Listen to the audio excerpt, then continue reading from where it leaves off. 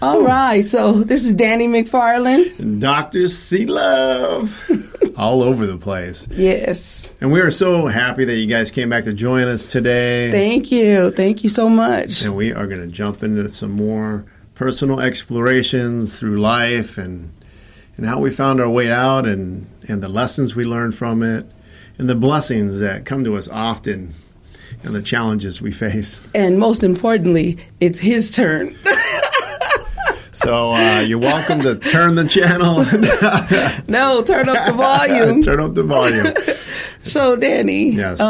Going within, and, because life is what it is. It's often a roller coaster. But can you just share with the audience, a little bit about your journey in life so far? Oh, wow.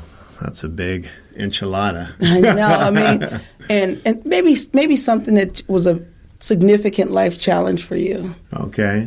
Well, some of you may know already, but I'll just talk about the big shift for me that propelled me into this finding the lessons in life, the spirituality. I call it a spiritual awakening of sorts for me, and that was my accident. I used to be a deputy sheriff in Sacramento, California. And I loved doing that job. It was a lot of fun. I was loving my career and the direction I was going in life. I had gone through a lot of struggles and challenges to even get to that point. Get to that point, that was an achievement. You thought you arrived. I really did. Ironically, I was like, all right, wow, I'm actually in a career and I love it. And I'd worked really hard, to save up and start buying homes and was in a relationship, and I was real close to popping that big question, and that was like the next step was like, hey, I'm going to get married, I'm going to have a family. And then one Wednesday morning at approximately 8 a.m., while on a routine call, I ended up getting drug halfway hang out of a suspect's car. Turned out to be a parolee at large, and wow. I was in the process of trying to pull him out of his car when he threw the car in reverse, and he drugged me 115 yards in reverse, and then we hit a light pole going approximately 70 miles an hour. Ouch. Yeah. So what were you thinking? If you could take us back to that moment when you realized this wasn't going to be your ordinary call. Like, how did you have a premonition, or like at what moment did you realize? That's an interesting question, because the call that I got hurt on was a very basic routine call. It was actually a consensual contact. The individual was cooperative. There was no indication and there was nothing to indicate like, hey, there's a huge problem here. And until we ran him on records, it came back that he had a warrant for his arrest. At that point, I asked the individual to step out of his vehicle. He knew he was a parolee at large, so he reached forward, turned the car on, and that's when I grabbed him and tried to pull him out. And it's ironic, because even when that experience was going on, to this day, I can remember it like in slow motion. Every little step. And honestly, it may have served for me to have had more fear in that situation, to recognize the life and death situation that I was in the middle of. Maybe I would have been able to respond in a different way and taken other use of force to end it sooner. However, I kept feeling like there was something else I could do. Yes. And I would just honestly, for all intents and purposes, I should have died in that accident, and was incredibly fortunate by the grace of God to survive that situation. And what kind of injuries did you sustain? I broke my neck. I broke my C5. I obstructed my right vertebral artery. I ruptured and herniated several discs in my neck, back, different levels, but the severe ones mainly were the bottom 5 levels in my back and 4 levels in my neck. torn ligaments, tendons, nerve damage, lots of nerve damage, which was one of the biggest struggles and my challenges. And nerve damage is... Oh, yeah. I mean, it was literally like full body trauma. I mean, there wasn't a part, every joint in my body ached so hard. Mm-hmm. Felt like my body was on fire. Felt like I was being stabbed by 1,000 knives. I felt like an elephant was sitting on top of me. And this was just constant. Mm-hmm. How long did you stay in the hospital? Well, they brought me in for a few hours and sent me home. Wow. They shot me with medication. I remember them asking me, they remember them lifting my head up and then letting go of it. And I remember my head falling backwards. Mm-hmm. And everything in you don't even recognize it. It just happens every day. Like your muscles, tendons, whatever, tighten to hold your head up. And I remember everything went to do that, but my head just kept falling. And then the pain of all those tendons, ligaments, whatever it was just excruciating. Mm-hmm. They put a neck brace on me. They never did an MRI. And they sent me home. Wow. It took them, they didn't know I had a broken neck then. Clearly. They just sent you home. And that was because I went in there with a typical mentality for me at that time where I wasn't going to complain. Yes. Like, they're professionals. They know how to do their job. The way that I related to being a man at that time. I was going to ask you, yeah. And the way that I judged what complaining was, to be wrong or bad, I was not a very good advocate for myself. Mm-hmm. And I would my way of handling pain was more of humor and discounting it. So I was joking around but I was in massive pain. Mm-hmm. But I wasn't saying like, hey, no, there's a problem here. You need to do something differently about this. And did you also like consider your coworkers? I mean, you're tough. You're law enforcement. You're a sheriff. Did you feel like you had to prove you were strong? No, that was just part of the way that I was ingrained to be as a person, my conditioned self. I just had that mentality, which served me quite well in many ways to get through challenges, to overcome. I mean, I was an athlete my entire life growing up, and so I was used to overcoming adversity and pain and to not allow that mental weakness, as I would have called it then, to get in the way of achieving my outcome. So how did you come to realize that you were really hurt? Oh, I knew. I didn't have to come to realize. I knew it.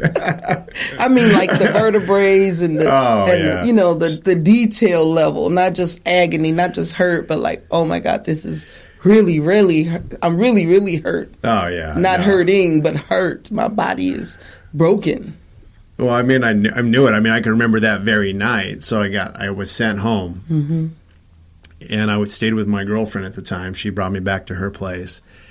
And I remember just being in excruciating pain. And when it came to going to bed, I kind of wobbled over to the bed and then tried to turn, what is that, vertical or horizontal, to lay down. And just that slight tilt, even with the neck brace on, just that little bit of off balance caused excruciating pain. I mean, I was in so much pain that I literally was like, I can't even go far enough to lay down. So I went back and sat in a lazy boy, and then I just attempted to just lean back a little bit. I couldn't even really go back, but just to sit in there and try to try to sleep like that. And then I was in so much pain from attempting to do that I had one of these episodes where I had paralysis. Like I could feel it rush over my head and down my arms and everything, paralyzed. And I literally fell out there and couldn't move. And I remember, actually, I'm getting little flashbacks of it now. And this is part of my mentality too. At the time, my girlfriend was like, "I've got to call the ambulance," and I was so embarrassed. I had such a againstness from the embarrassment of being picked up by an ambulance, and all the neighbors know, and it wasn't even my house, but just that was part of like, oh my they don't God. even know you that well. But it's just a point. No, it was like, oh no, and what if I were to be picked up by an ambulance and it wasn't a horrific thing? So I remember laying there for a while and then getting her trying to scoop me up and get me into the car so that she can drive me there, even though I was literally in this excruciating pain. We got to the hospital. They admitted me overnight, shot me with a bunch of medication for the pain. Didn't do anything else that I can think of. And I don't think I was even overnight. Maybe it was 4 or 5 hours, and then they sent me home again. Again. And so I went back home, and then 5 months into it, I was actually working with a physical therapist, and they were trying to twist my arms and neck and do these different exercises with me to rehabilitate me. And even with them, I never even complained to them. But there was something about my physical therapist that I respect her so much to this day, because somehow with her working with my body without me bitching and moaning about it, made her go. She discharged me. She told my doctor, sent him a letter saying, "I refuse to treat this patient anymore until you figure out what's really wrong with him." Wow. So she was like an angel, guardian angel looking out for you. Absolutely. And if it wasn't for that, who knows if they would have ever found it. That's when they did an MRI, came back that I had broken my neck. And that was a funny situation as well, because I was getting ready to get on an airplane to fly to Phoenix, and the doctor was like, what are you doing right now? Where are you? Before he even told me. Don't move. He said, "Where you at? What's going on right now?" Hey, Doc, I'm packing my bag, getting ready to head to the airport. And he says, "You can't go." I'm like, "What?" And he's, "Is anybody there that can drive you to the hospital?" And I'm like, "Yeah, why? What's going on?" And he's like, "Your neck's broken. I want you to try as hard as you can to not move your neck." 5 months later. And he's all, "You can't drive a car. You need someone to drive you." I'm like, for 5 months I've been driving around. You have me in physical therapy, tweaking my neck left and right. And now suddenly it's urgently important that I don't move and that I get to the hospital immediately. Whew. So now what are you thinking? I mean, I know there's that, but was that like finally, was there some relief in hearing that there was something specific that, you know what I mean, that they could identify as a source of what you were going through physically? That's a great question. I don't recall offhand at that time. Hey, motorcycle. That's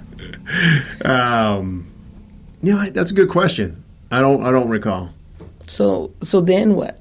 Now you're back at the hospital. They now know what's wrong. What happens? And at that point, did they check your neck and your back? Did they do like a whole body scan? No, they didn't want to spend more money than they had to. It was interesting. I mean, it was workman comp stuff, so they're trying to save a buck everywhere they can. Mm-hmm. And even for a law enforcement officer that was injured in the line of duty. Oh yeah, wow. I mean, that was part of the challenge. Isn't that disappointing? Did you feel betrayed? I didn't. I don't think I ever went. I had such a mentality not to go into being a victim, being upset about. I can remember. It reminds me of somebody. Well, there's a few people who came to me and had asked me what happened, and I shared a bit of the story, and the fact that the guy that tried to kill me, who was already on parole for assaulting a peace officer before, had only spent, I'm trying to remember, because they ran it concurrent with his violation, which means it didn't add the time. When he served that time, it also counted towards my time. So he literally did, I'm trying to remember if it was like a year to a year and a half is all he really did for trying to kill me. Wow. Yeah. And I remember people were so bothered by that and so upset. They couldn't believe that that's the way it was handled. And they said, "You must be so upset about that." He said, "No." I said, "Honestly, like, I don't sweat the shit I can't control." And that was just, fortunately, a way of approaching life that served me at that time to help me. Because I had to use so much of my energy to get through every day without wanting to kill myself or someone else. Mm-hmm. And so for me to waste energy focusing on something else I don't have any control over. You just couldn't afford to spend it that way. Right. It was more like a logical, rational way of relating, of getting myself through the hell that I was going through. And how long did it take before you were able to get back on your feet, so to speak? I mean, in some regard, I'm still working through things to heal through that, and in many ways. I spent a decade at least permanently disabled. They told me I'd never get better. I went to top surgeons at Stanford that work on the NFL players, and they all just said, "Hey, Danny, you're lucky to be alive." And that's why they were just like, consider yourself lucky to be alive. Yeah, you're lucky to be alive. We can. And when they finally did a fusion on my neck, it didn't heal, so that was a non-union. So then they were wanting to force me to go back in to get surgery done again. And so the neck where it broke never healed. And then the fusion never fused. So technically, as far as I know, that's still the case. Mm-hmm. So did you go back to law enforcement? No, I did not. For 2 years, I jumped through hoops trying to get my butt back. I loved it, man. I loved the guys. I loved what I did. Just being a part of that community, being part of Pig Bowl, which is a big charity game we played every year. Tackle football, yeah, Pig Bowl, like a Super Bowl. Oh, okay. They call it Guns and Hoses now. I guess we played a fire department. Yeah, that was a big deal. Playing in the Police Olympics every year. You're a sports guy growing up that has that incredible camaraderie and sense of connection.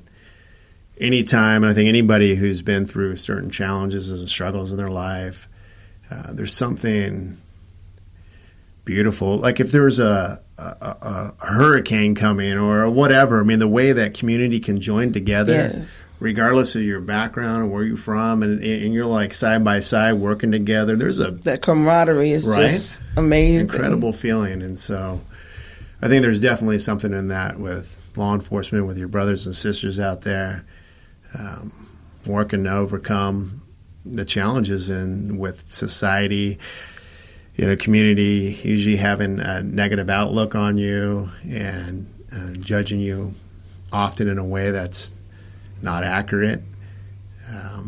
The odds are against you, and you just have to overcome them anyways. Mm-hmm. So,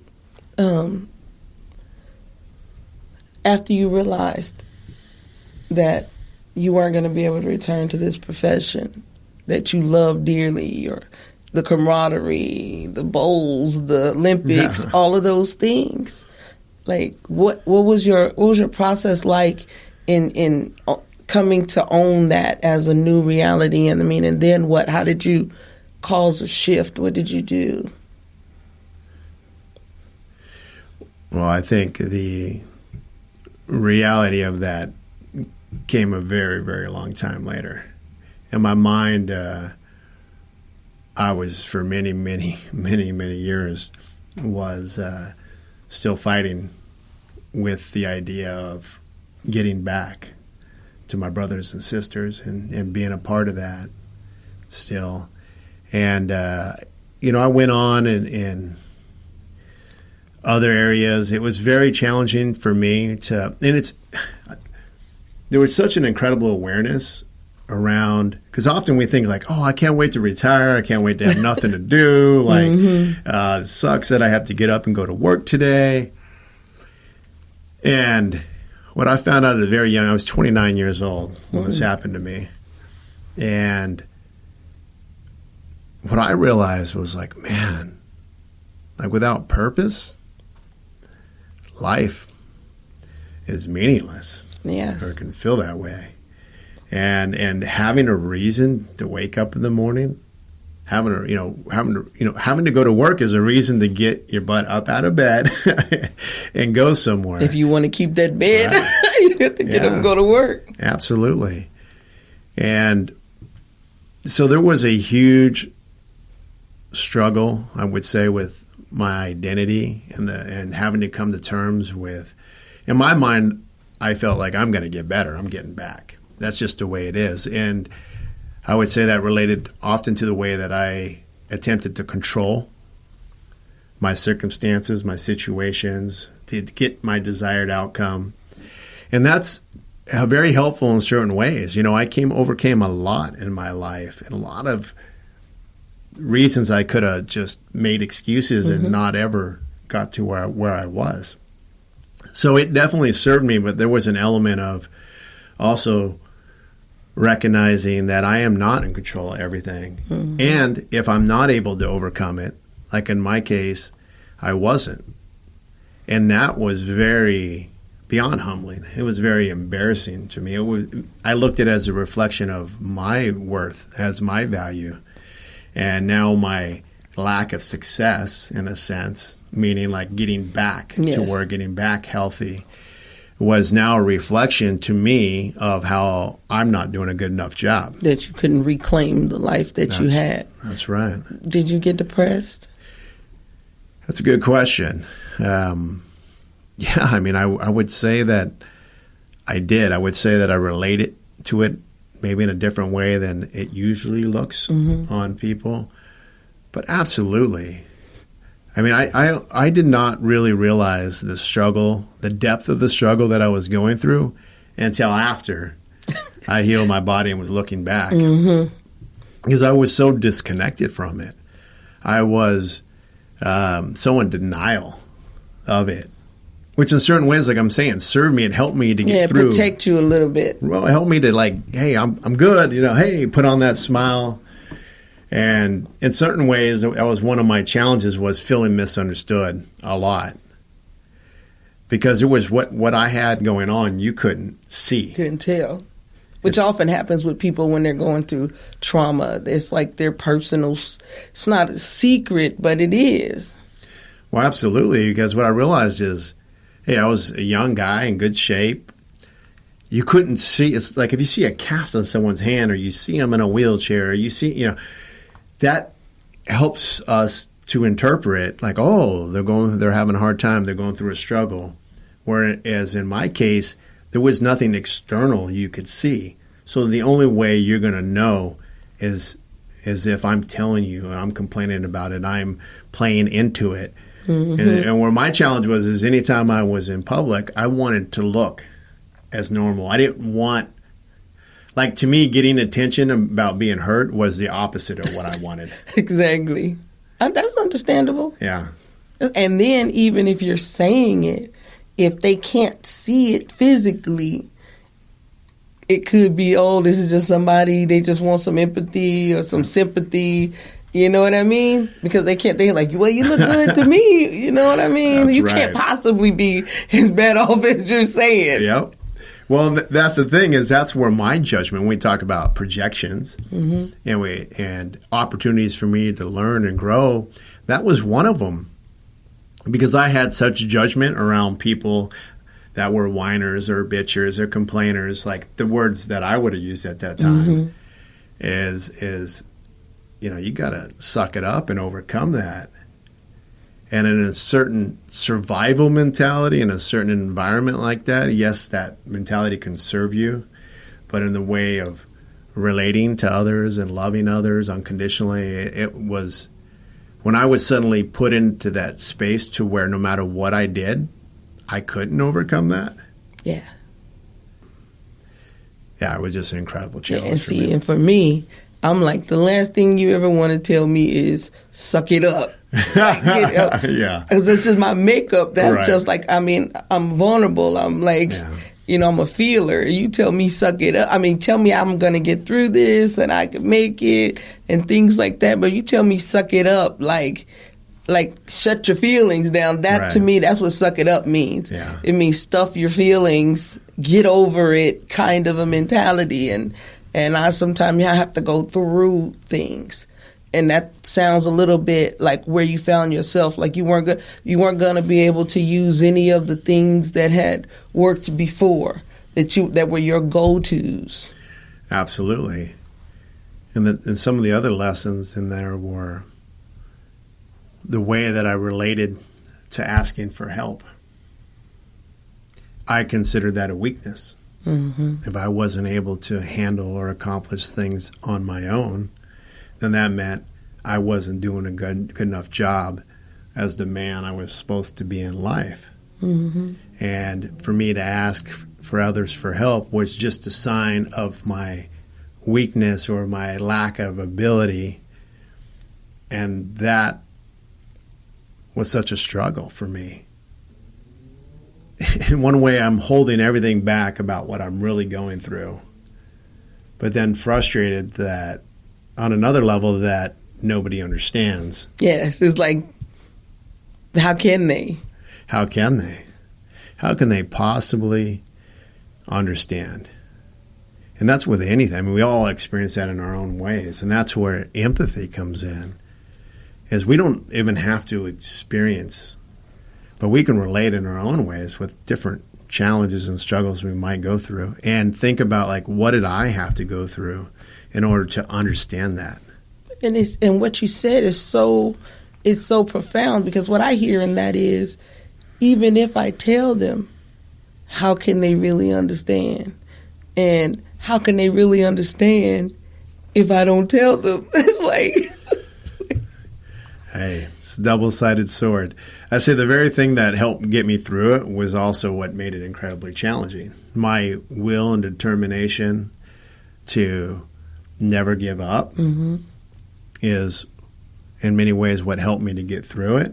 Mm-hmm. However, in other ways, it made it such a challenge. And so often people, there's a part I haven't told you about yet is how I significantly healed my body. Okay. So decade later, and keep in mind, as I was starting to mention before, I was on 10 different medications for pain, for nerve damage, for fibromyalgia, every joint, every part of my body ached constantly, every second, every day. I felt like I just wanted to rip any and all limbs off just to relieve some bit of pressure. Mm-hmm. And it was when I met my holistic practitioner.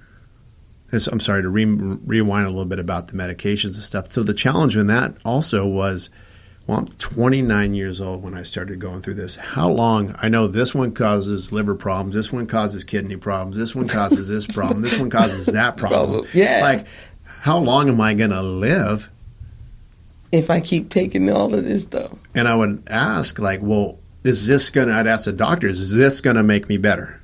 Oh, no, it's going to help with that, and it's going to help with, well, is it going to help make it better, or is it just going to help mask it? Well, and it was this back and forth that I had to go through for them to admit, like, well, no, it's not going to get better. This is just going to help you. And keep in mind, they're doing the best that they know how to do. Yeah. They really are. I believe this. I don't believe that any of them were trying to. They're working with what they've been trained with and what they know how to work with. And it's the practice of Western medicine. Yeah. To throw a pill at it. Absolutely. Or surgery and a pill. Well, yeah, and there's a huge business in that. And there's elements of it that really helps and serves when there's not another option. Because I do know on the other side, people are like, well, see, that's the problem, like, da-da-da-da-da. Well, keep in mind, if you don't have another way to resolve that issue, Like, that is better than nothing. Amen. It really is. And I think definitely better than nothing. Absolutely. I mean, yeah. So, what did you do with the How did you get? You met your healing practitioner. Right. I met an amazing holistic practitioner. Did energy work. Worked on the subconscious, the conscious mind, clearing blockages, not just physical but mental, emotional, psychological, spiritual. Realigning the body. So the body's naturally designed to regenerate and to heal itself. Yes, it is. So if it's not, the question is why? What's in the way? What's interfering? Where's the disconnection? And so a lot of the work that I did was about realigning the body so the body can do its job, which is to heal itself. Mm-hmm. And there was many layers and aspects of that, to understanding the foods I ate and how they affected or hampered the healing process, the environment that's around me, and obviously the power of our mind and our thoughts. Yes. Is a huge element. And so as I integrated those all together, I quickly and significantly started healing my body, like in a ridiculous way. In a great, ridiculous way. In a very great, incredibly ridiculous way that I would have never, it was so ironic because with my law enforcement background, I'm so used to people trying to hustle me, lie to me, or tell me some bullshit. So my driver's license is in the other car. Understand, people, that we listen to, as law enforcement, we listen to people trying to lie to us all day, every day. And what? The taillight's busted? No, yeah. I didn't know. Yeah. Can I just get a warning today? So everybody's trying to get away with something. So sometimes you might come across a person telling the truth, mm-hmm. but you're so used to the okay, let's work through to see if you had to work through your skepticism. Right. And sometimes that's not desperate, but that's the urgency is the... Well, sometimes you're being questioned, right, just to see if it starts to pass some of the test mm-hmm. of if you're bullshitting or not. Mm-hmm. And just not only on the streets, but even with this, I challenged, believe me, I challenged and I was like, come on. You can tell me this woo-woo stuff's gonna... I went to the top surgeons, and work on NFL players. Like, how is this hippy-dippy stuff going to be better? But there was some part of me that was like, all right, we've tried everything else. Yeah, well, I was like, might as well. What if the woo-woo works? That's right. And the woo-woo worked? And the woo-woo worked, man. A lot of woo-woo. We got to sprinkle woo-woo, sprinkle of hippy-dippy. Yep. Hey. So how long was it before how did you start releasing the medicines? How did you? Oh, well, within a month, I was off of all the medicines. Within a month? And in half the pain. Whoa. Absolutely. I'm not talking about kind of, sort of. And there were many times at different parts I had certain procedures done and certain things done mm-hmm. to where I'm like, cool, I don't need this anymore. I was always very anti-medication. And it really, that same egoic part of me that was frustrated with being in that spot was the same thing. Like every time I had to take a pill, it like was another dagger into me that I was dependent on something to mm-hmm. get through the day. And so each time I'd have something done, I'd like totally cut out everything, assuming I was going to get better, and I wouldn't.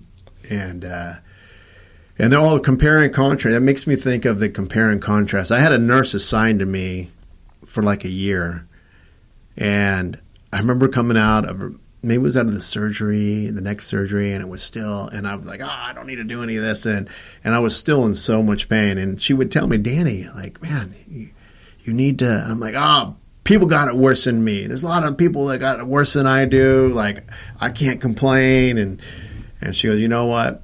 You're right, Danny. Some people have it worse than you, and a lot of people got it better than you. And she says, look, you need, it's going to help you to acknowledge the pain and the struggle that you're going through. Oh, yeah. I blew her off. And I get it now, you know what I mean? But at the time, I was like, you don't know what you're talking about. Mm-hmm. But yeah, I mean, it was a hell of a journey of and just to say, when my holistic practitioner was working with me, I was challenging it at every corner. I mean, I still was open to it. And I think skepticism is great to have, but still be open. And still a month, it was quick. So it sounds like while you may have been skeptical, your need was strong enough that in some way you surrendered to it, or else it would not have worked if you hadn't done that. Well, I'll tell you, the biggest thing was for me to step into it and to believe and to trust. Yeah, like how bad do you want it? It's like if you want this to work, you have to believe it will work, because that'll be that's the sealant, that's the determining factor, because you can do it, but if you don't believe it, and you've got to want it for yourself more than anybody else does. Yeah. And I've done a lot of work with people since to help heal themselves, to help overcome challenges, and I've seen many fall through the cracks. And what was good, though, is because I automatically accredited all of my healing and all of my success to my holistic practitioner. Like, she was Jesus, that sense of, like, she gets an incredible amount of credit for it. And what I realized was the number one ingredient is our own resilience, our own will, our own wanting to just surrender and trust and overcome. And I realize more now after seeing so many other people fall through cracks in different ways is that there's still doubt. There's still these inner fears and challenges that make them still hold on to the old a little bit. And my experience is you've got to be the one that surrenders, and you've just got to be, when you decide to do something, do it 100%. That's right. Don't kind of do it. 100%. 100%. And do it, I found an easy way to do stuff now is as experiments. Try it on. See how it fits. If it don't fit good, you don't like the shirt, take it back. If it don't fit, don't force it. Just relax. Like I always said, act like you bought it at Nordstrom's and Costco, man. Like, hey, you can return it, full refund. That's right. So now you're getting your body back in shape. You're off the pills. You're no longer in law enforcement. Yeah. This thing you worked so hard to belong within. What now for your did you get yourself off of permanent disability, or did you just... I did. And then now what professionally? How did you... So, there's a big window that's happened from there to where I am now. And, I say the first thing that came forward was the same reason with wanting to get into law enforcement, was wanting to help people. And seeing people from my perspective growing up, I saw a lot of people taken advantage of. Seen a lot of people manipulated. I saw a lot of people being victimized, and that really bothered me. The unfairness that I saw in the world, and the people who weren't able to stand up for themselves. I got into law enforcement because of that. That was a very strong element of that. And the challenge often in law enforcement is it's after the fact. You're responding, and then there's such a frustration and putting so much on the line and such a risk to help clean things up, and before you're done writing the report, the person's out, and or they go to court and they're let off very easily, like the guy who tried to kill me, and many others, all day, every day. And there's a frustration that comes along with wanting to work so hard. And I imagine in the education system, you can 100% relate to that. Absolutely. And even, I believe, even in the Western medicine. Because think of all those fields. People come in with such a desire to want to help. And you're like, I'm ready to change the world. Then you get in there and you're handcuffed to the system. To the way things are and the way that you're supposed to do it. And even the complacency of the participants as an educator, it's not just all those things, and then it's the cell phones too. It's like, hey, can you look up for your phone for a minute so we can talk about the future?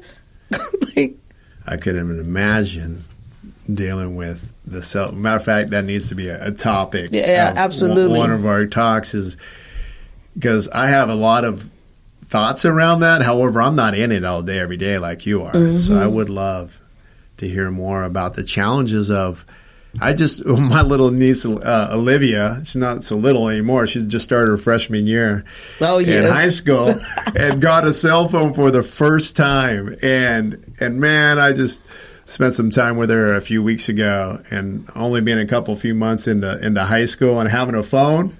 Oh my God. The way they're just literally consumed. They're addicted. I mean, it's like a kid in a candy shop. With no adult in the room. And you know what? Any of us in that same situation would have been the same way, right? Yeah, if we didn't have somebody that was regulating. Like for me as a parent, I'm like, if I get one phone call about you and a cell phone in the classroom, see this little flip phone I got at 7-Eleven? This will be yours. Yep, that's like my dad's cell phone. Hand me back that iPhone. Hand it here. You hear that, Olivia? You're gonna get Grandpa's cell phone if you don't start balancing you want that this flip phone where you got to press 3 digits just to make a letter? I love it. Oh my God. You know what I'm saying? That would be some incentive. You know what I mean? Well, and I think about I know we're getting off topic here, but all the challenges already in going into high school. Like, it was overwhelming for me to deal with to begin with, let alone if you threw in that big enchilada of a distraction and all the moving parts. And what about the people who are naturally, we got to talk about it. I want to finish what we're talking about with you, but just what about the people who are antisocial, that have a tendency to be antisocial, and now they have a phone? That whole ability to be in a position where connection is necessary dissipates. So speaking of education, that's a career. So what, getting back to your story, like what did you decide in terms of a career? What's your new expression professionally? Well now what happened immediately afterwards is go back into, can I go back a little bit? Absolutely. So there was such frustration in that not having a purpose, and physically I wasn't capable of really doing anything. If even you said, hey Danny, come in every morning from 8 to 10 for 2 hours and just sit at the front desk, and it would have been an impossibility for me, because I was in so much pain that I never slept more than 5-10 minutes at a time throughout the entire night. It was ridiculous, and I never knew how or when or where. It was such a talk about unpredictability of. But then at the same time, it was so frustrating to not be a part of something that I had decided, well, I just want to start a business. I want to buy a business, something that I could be a part of, even though I can't necessarily work it. So I was looking around at different professions, and then my girlfriend at the time was a professional ballroom dancer, and I saw the way her business was running. I saw that it was a fairly successful business, and I also saw how poorly the owner was running it and treating the employees. And it was very frustrating to me. I still very much was in my righteousness of like, people should be treated right, and da-da-da-da, and they were violating so many codes and this and that. And so anyways, I said, well, I'll tell you what, how about if I finance to open a new ballroom dance studio? What if, I still pay you the salaries to cover all your needs and bills, but you'll just come over and do the same thing. You were managing that ballroom dance studio. You come over here, you teach the lessons and manage this one. I didn't help train the other dance instructors and so forth, and I'll handle all the behind the scenes stuff that I can do on a computer from home, or whether it's 2 a.m. or 2 p.m, I can work on bits and pieces of it. And so I did that. I didn't take a salary or anything, and I just focused on creating a successful business with that. And so that's the first thing that I really got involved with as far as work went. Now, I was still going through massively all the challenges that I had, but it gave me a sense of belonging. It helped give me a sense of connection. And then the blessing in that is that's how I met my holistic healer. She came in to take dance lessons. Oh, wow. From out of town, and I sold her a package, and we decided to exchange private lessons for treatments. And I really 100% feel like that was guided by the universe. Yes, because look, all that had to be orchestrated. That's you right. went from deputy sheriff to ballroom dance studio owner. Yep. And still not feeling completely back in your body when dancing is such a physical thing. Yeah, definitely. Well, there was even a crazier story. We talk about like challenges and how they provide opportunities. Well, I had just talked to a huge investor in the Sacramento area, and we had joined together with him and another dance studio that did tap, jazz, and ballet for kids, and we were joining together to spend, I think it was like $6 million to buy this huge 20,000 square foot plus building, and on one side we were going to put in the kids tap, jazz, and ballet studio, and on the other side was going to be our ballroom dance studio. In the center, we're going to have a theater, and in the end, I was opening a dance store. And so I had designed it like into this, it was going to be a huge expansion. And my girlfriend at the time, we had separated, but we were still friends. And it worked out great because she ran the day-to-day operations in the studio. I handled other stuff from home. We weren't required to like have to work together all day, every day. So we were doing this together, and I asked her, I said, hey, something felt off. I'm like, something's off here. Like, she's not going to bail on me, is she? Because I was like, man, I would be in a world of hurt because this isn't my profession. This isn't my background. And I came to her, I said, hey, is anything wrong? Everything okay? She was like, no, everything's fine. And I'm like, you sure? Because just let me know now, I'll pull out of this deal because I'm going to be on the hook for a few $1 million. And she's like, no, everything's good. I'm like, okay. And then they hit me up and were like, hey, Danny, we need you to sign that contract. And I said, you know what? And something inside of me told me something was off. And I said, can I get a little more time because I still need to have my attorney review the contract. I'll get back to you next week or whatever it was. And I'm telling you, and so like on that Wednesday, I went to Marine World, Six Flags now. It used to be called like Marine World and Six Flags up in Vallejo. And I went with my sister and my niece, Larissa, and we went there and I invited her to come along. And she came because we were friends still. That's how, this to give you an idea like how this was out of such left field. So we go there. We have an amazing day. We all hang out, tons of fun. She was already planning to leave town that weekend, like Friday, Saturday, Sunday to Florida for a dance competition or something. I don't remember exactly what it was. So she leaves. And then come Monday morning, I just happened to go in there because I didn't have to normally be in the studio. I just happened to come in Monday morning to like get some out of the office, and this this older man shows up who is supposed to be taking his lessons at like 8 a.m. right, one-on-one with her, and it's like oh, he's all grumpy old man, like where the heck, where's she at? And I'm like, I'm sorry, I'm not sure. She was supposed to be here. I tried texting, no response, and then finally got a response. Oh, there was a weather delay. I'll be back there tomorrow morning. Schedule him for tomorrow. I'm like, okay. So I reschedule him for the next morning. That next morning, he comes in again. She's not there. Now he's mad. He's pissed. Yeah, he was okay that happens. Yeah. The flight, weather, okay. Yeah. He was, the typical grumpy old man, right? He's like, oh, rah, rah, rah, rah, rah. And I'm like, I'm so sorry, sir. I'll try. And I try calling, and I'm sitting there looking at my phone while he's giving me the 10th degree. And I get this text back saying, sorry. I don't know if it said sorry. It just said, I won't be back. I said, what? And I just remember and everything I'm thinking, man, all the hundreds and thousands of dollars of my own personal money I put into this. I'm on the hook for $15,000 a month and marketing and rent and all this stuff, and that I'm in contracts for. And remember, I don't know a lick. I'm in my physical condition. I don't know a lick of how to teach a lesson. I have other instructors, but none of them were at the high level to teach our competitive ballroom dancers.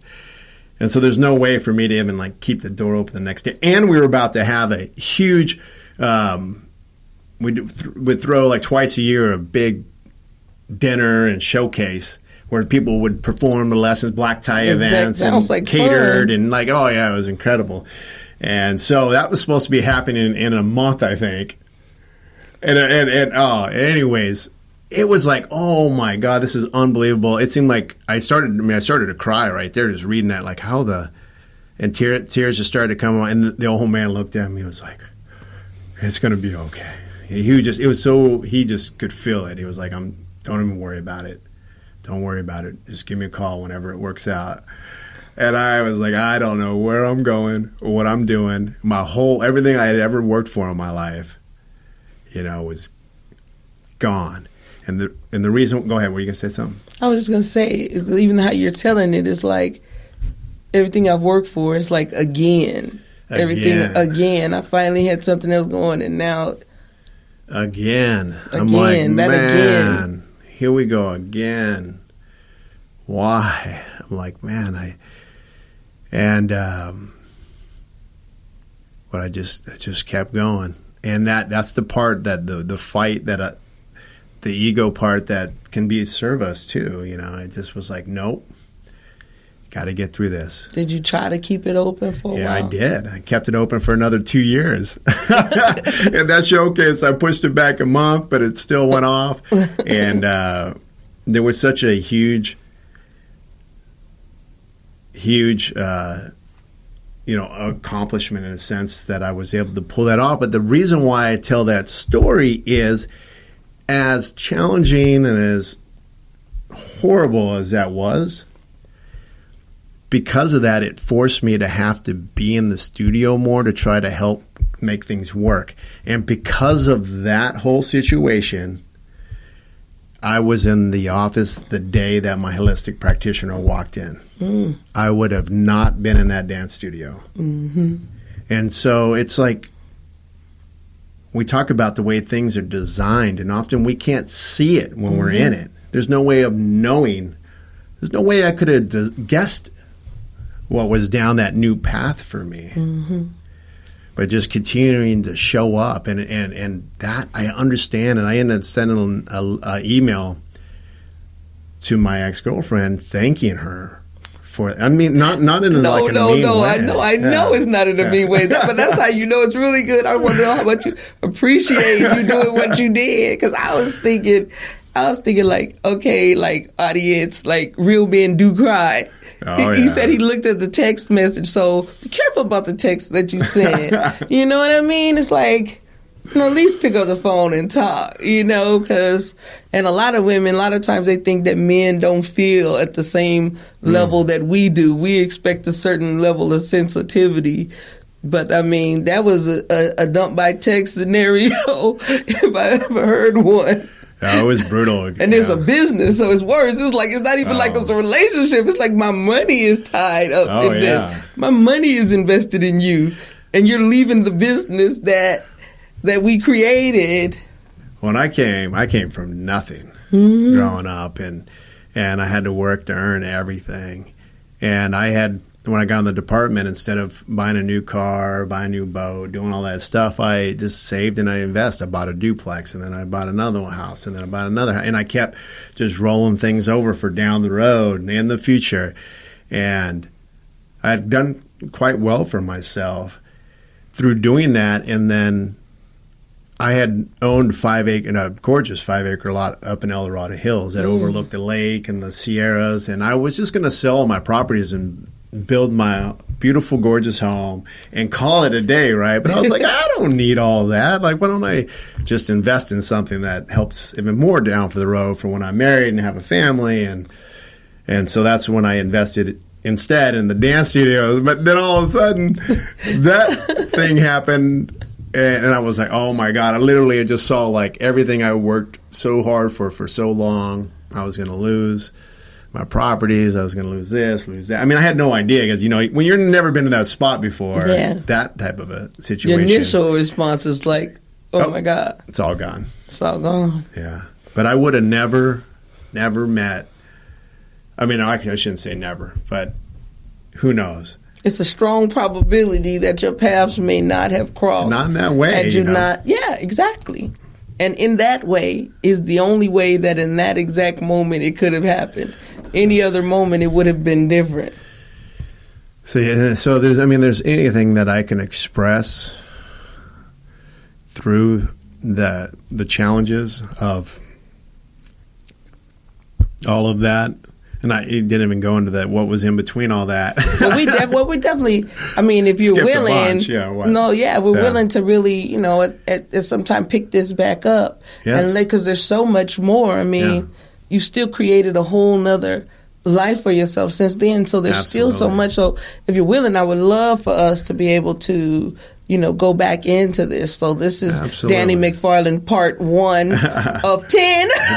1.0. Yeah. I mean, and just to really thank you, for your candidness about, your life. Absolutely. Journey. I mean, it's appreciated, and we all grow together. So Absolutely. Thank you so much for sharing. Yeah, and anytime anybody wants to know more, dig deeper, I know I didn't really get to dive too deep into anything particular, but if there's a certain topic that any of our viewers or anybody wants to know more about or explore more along that path of where Dr. C. Love went over her challenges and struggles with death and grief. And here's a challenge of physical pain and obviously emotional, psychological, that comes on both sides of that. And I think that there's a lot of people that can relate to that, whether it's right now in their life or in the past. And if there's any ways that we can support you along that journey, share any tools or techniques that supported us getting through that. And we would love to do that. It's really about us building a community of connecting and being vulnerable and not perceiving help as a weakness. It's Absolutely. a strength. It is a strength. It's an incredible strength. Absolutely.